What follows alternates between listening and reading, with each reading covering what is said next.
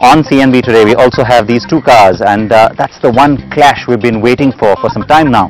Right since Honda first showed the Mobilio at the Auto Expo, Maruti's been sort of waiting and watching, and which is why you also have a limited edition Ertiga that's driven into the market just this week.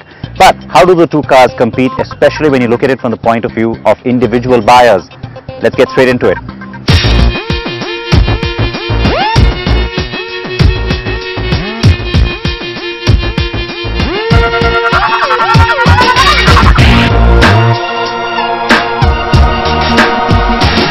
The rise of the MPVs. Yes, it's time to stop calling them multi-utility vehicles and instead dub them as the world does, multi-purpose vehicles or MPVs. The Toyota Innova is the king of this hill, but yes, it, along with others like the Tata Sumo Grande and the Ariya and the Mahindra Xylo, are all in that MUV space really. People movers with more of a fleet application than a personal or individual one.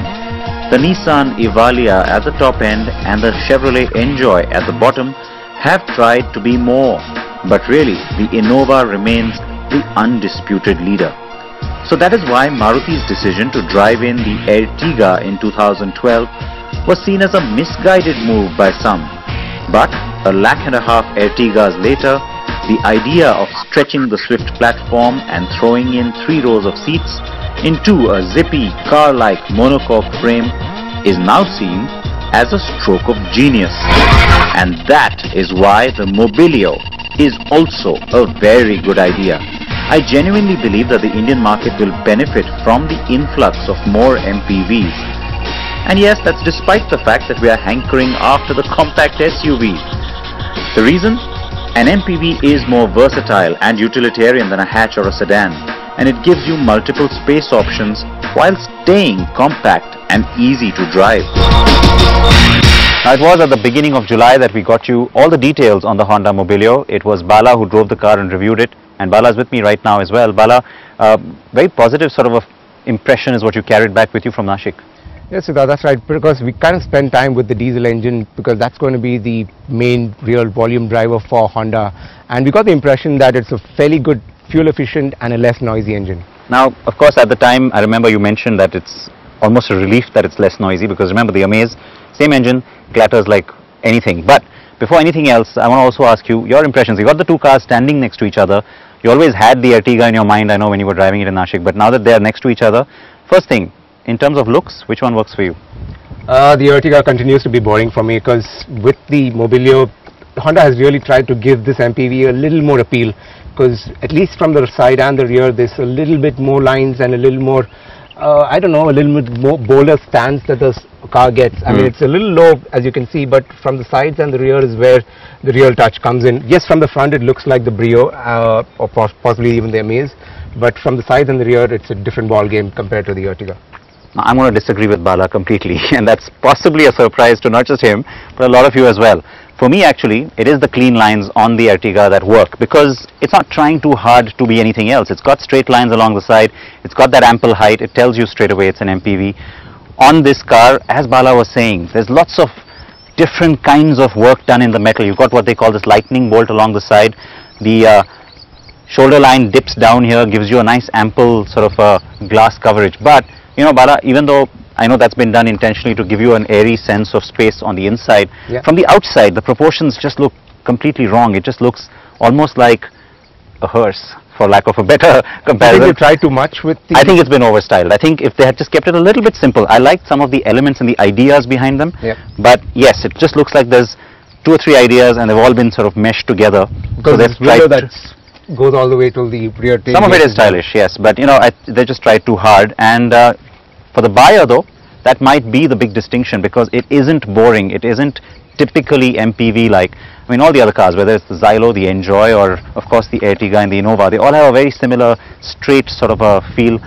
There's lots more going on this car for sure.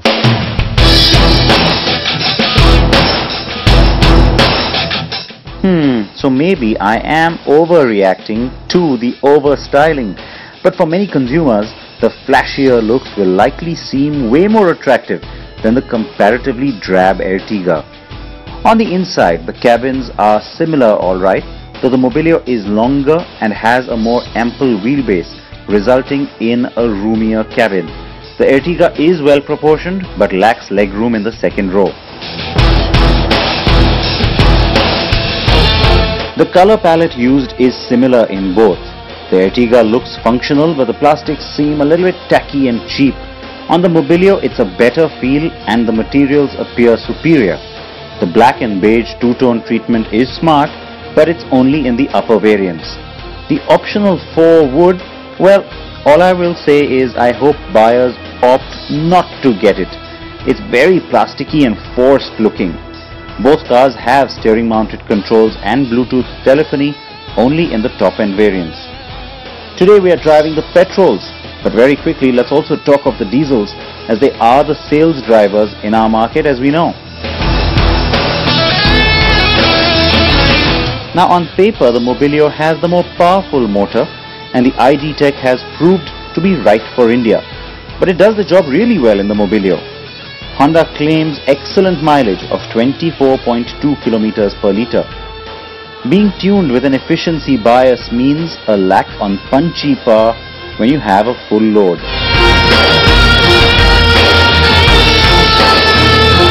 On the Ertiga, it is of course the good old DDIS motor. The 1.3 litre unit is surprisingly sprightly and it's well tuned.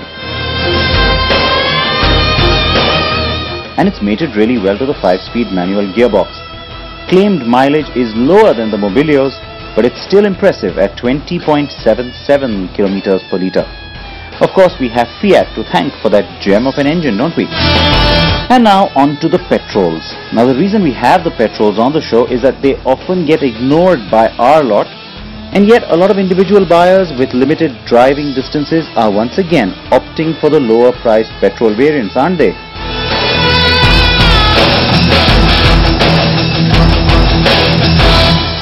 The IV Tech is really smooth in its power delivery. That's not surprising, you expect that from a Honda petrol engine. But the part that is surprising is that it almost feels a little punchier than it feels on the city. Now don't forget, this is an empty car, I don't have 7 people in here, including myself. So maybe it'll feel a little bit different with full load. So I will make that little bit of a disclaimer there for that. But it is nice and smooth. It's fairly exciting on performance, though of course it's not a fire starter. The part that is surprising to me is how, once again, cabin insulation in terms of noise isn't great. It's alright, but it isn't great. Seating wise, you feel that you're driving a car. It's not just the seating position, but even the way the car feels, the steering position, all of that doesn't feel like a van or an MPV, and that to a lot of people will be a very good thing. And that's where the fact that this car is 82 millimeters shorter in height than the Ertiga shows up. Handling is good too, though the stretched bit of the car beyond the C-pillar is more apparent on tight corners. Claimed mileage on the IV Tech petrol is 17.3 kilometers per litre. The gear shift on the Mobilio is a lot smoother. This feels a little bit notchy, but otherwise the 1.4 engine, it's a nice little revelation. It's a surprise. It's pretty smooth, feels fairly refined as well, and it's good on acceleration. So it's not that there's a massive difference between the IV Tech and this engine. But on the Ertiga, you also get a sense of being in a van. The car feels a little heavier somehow than the Mobilio does, and not as car-like, not as sedan-like.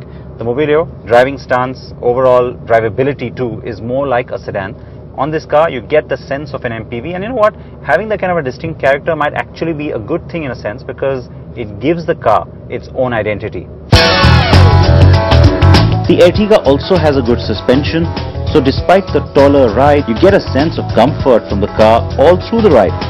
Claimed mileage on the Ertiga VVT is 16.02 kilometers per litre, so things are still looking fairly tight. The newbie not racing ahead just yet, is it? 3-row seating, always the big USP in these cars, Bala. Getting into this one is supposed to be really easy, right? Because Honda's been harping about how easy it is, that whole one motion. You know how it works. Yeah, it's quite easy actually. Oh, that is easy. You get in. Now, interestingly, it's a nice easy ingress as well. It's not just about the width of the space that you get, it's also about the height. It's really easy, despite the fact that the ground clearance on this car is a little bit more than on the Ertiga.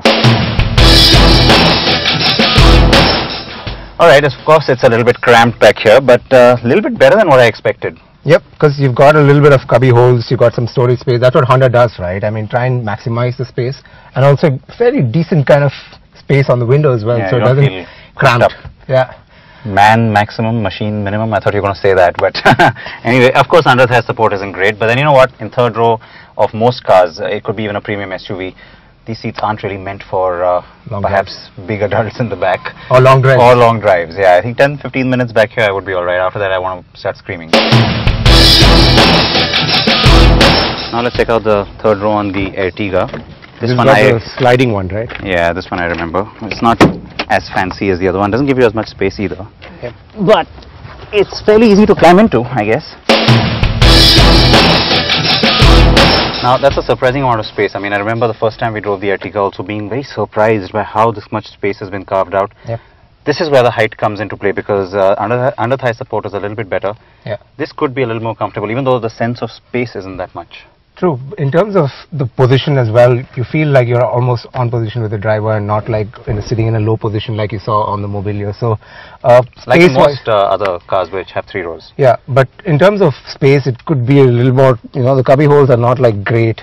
And in terms of overall position also, the seats are fairly comfortable and the shoulder area also is fairly good. So, the third row is quite a nice place to be in the Ertiga. Yeah, it's not as accessible, but it's surprisingly spacious.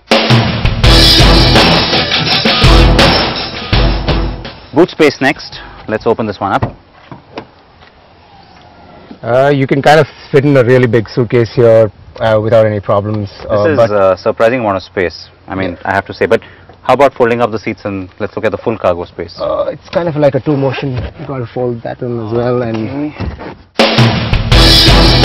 on the Ertiga, not too much space. You could possibly put like a little overnight bag at best. Nothing more. But the seats do fold out really quickly. It's just that, and that's just so much more convenient perhaps.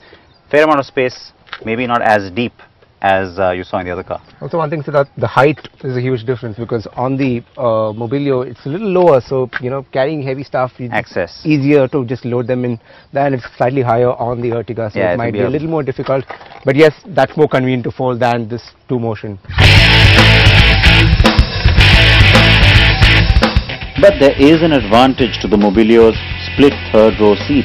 It means you get more flexible cargo storage options by folding just one seat down and not the whole thing, if you need to still seat 6 people, let's say. Both these cars have more appeal in the urban markets, but Honda has stated clearly it will not sell the Mobilio to fleet or taxi buyers. The Ertiga remains largely a personal driven car too, even though there are a few used as cabs. Prices now. First, the petrol variants, and it's quite apparent that the Mobilio is positioned at a premium over the Ertiga, but overall the prices are still staying below the Innovas. The diesel Mobilio will get the jazzed up RS trim, but that only arrives in September, and it's strictly for the show-offs who want edgier styling and the touchscreen entertainment and navigation option. Maruti Suzuki has launched a limited edition of the Ertiga with a chrome grille, decals and spoilers in a nice shade of blue, priced between 6,76,000 rupees and 8,05,000 rupees ex-showroom Delhi. And remember, the Ertiga is also available in a CNG option in the LXI and VXI trims. So, in this battle of the urban MPVs then, who is the winner? Well, the Mobilio is for those who want to make a style statement, want to drive a Honda, and want driving comfort ahead of all else. But given its multiple variants, better value, decent drivability and reasonable efficiency, the Ertiga is about 1 row ahead of the new Mobilio.